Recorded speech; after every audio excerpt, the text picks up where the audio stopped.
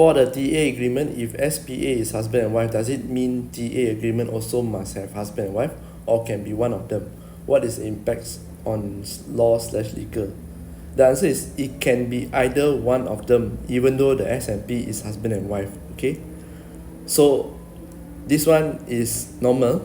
Either one of them will be the one signing the agreement.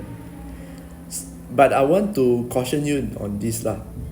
If the owner is two person, agreement to let, there is a document called agreement to let where you appoint an agency or agent to rent out the property for you. Agency. So before you collect the booking, right, there are cases where that before you collect the booking for prospect already signed the booking form, want to pay the deposit now, okay, the booking fees.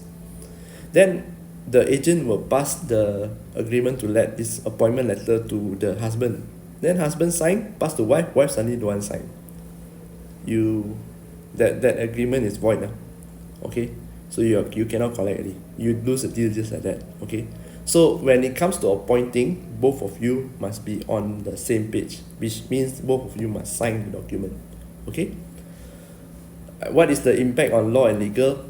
If you're asking on a point of view whether you can evict a tenant or not, yes, as long as your name is on the tenancy agreement, you can actually evict the tenant if the tenant is defaulted because they have broken the contract. Okay, but I give you an example. Let's just say it's the wife name on the tenancy agreement. So is the wife is the one that will need to do the necessary like report police, everything. It's the wife. Okay, if you appoint a lawyer, then the lawyer also will advise the wife, because the husband is not the party to the contract. Now the contract is between the wife and the errant tenant, so it's the wife that can report, because the owners is joint owner, either husband and wife, right? Okay, so the wife is the one that have to report. So I hope that clears things up.